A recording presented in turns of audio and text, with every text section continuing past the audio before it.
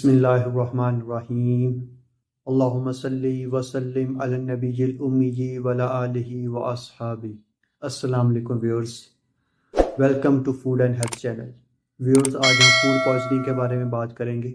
Food poisoning एक acute illness है जिसकी अलामात बहुत जल्द शुरू हो जाती हैं। फूड पॉइजनिंग कंटेमिनेटेड फूड की वजह से या फिर पॉइजनस फूड की वजह से हो जाती है।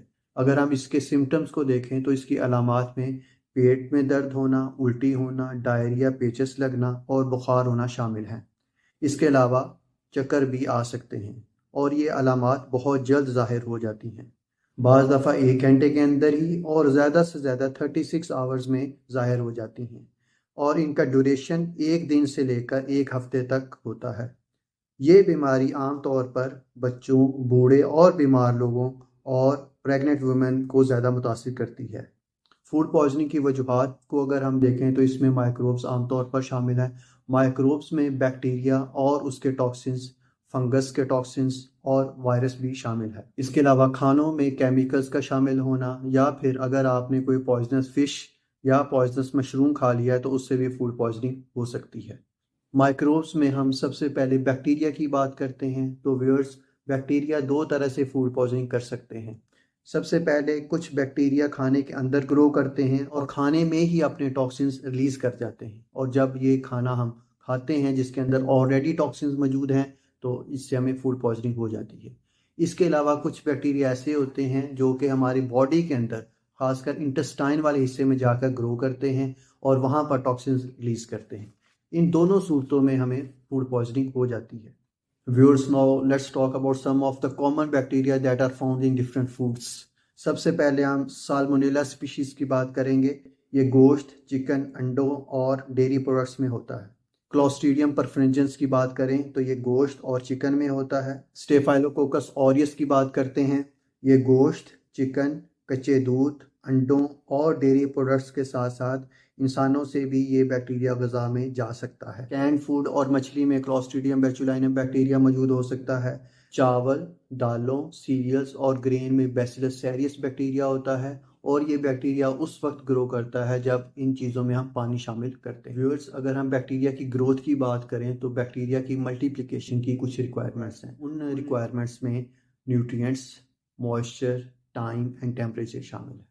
बैक्टीरिया मोस्टली ग्रो करते हैं ऐसे फूड में जिनमें प्रोटीन कंटेंट्स ज़्यादा हों, प्रोटीन कंटेंट्स के साथ साथ मॉइस्चर हो और एसिडिटी कम हो, जैसे गोश्त, दूध, अंडे वगैरह। व्यूअर्स, अब हम बात करते हैं कि हम फूड पॉइजनिंग से कैसे बच सकते हैं। तो इसमें सबसे पहले ये ज़रूरी है कि हम ऐसा फूड खाएं जो प्रॉपरली कुक्ड हो। प्रॉपरली कुकिंग का अंदाज़ा हम उसके टेम्परेचर से लगा सकते हैं कि खाने का इंटरनल टेम्परेचर 75 डिग्री सेंटीग्रेड तक होना चाहिए।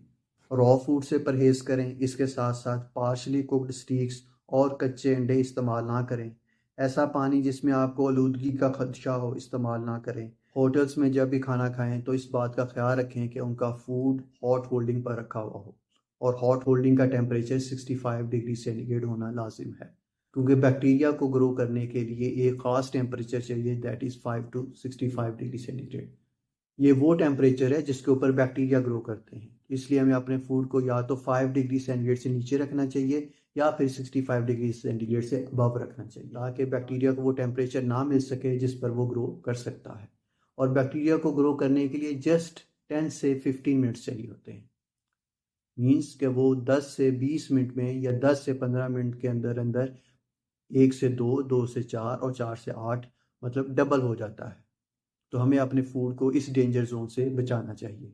इसके साथ साथ वो फूड जो हमने फ्रीज़ किए होते हैं उनको भी प्रॉपरली थॉ करके पकाना चाहिए। अगर हम उनकी थॉइंग प्रॉपर नहीं करेंगे तो ऑफ कोर्स ड्यूरिंग कुकिंग वो अंदर से कच्चा रह जाएगा और उसके अंदर जो बैक्टीरिया होगा वो भी सर्वाइव करेगा, वो टॉक्सिन्स बनाएगा और उससे फूड पॉइजनिंग के चांसेस जो हैं वो। Proper thawing is also very important in order to prevent food poisoning. अगर हमारा खाना 2 से 4 घंटे तक डेंजर जोन में पड़ा रहता है तो इसका मतलब है कि इसमें बैक्टीरिया ग्रो करेगा और वो टॉक्सिन्स बनाएगा, और अगर हम ये खाना खाएंगे तो we can become the victims of food poisoning. I hope कि जो इन्फॉर्मेशन मैंने आपको दी है वो आपके लिए फ़ायदेमंद होगी।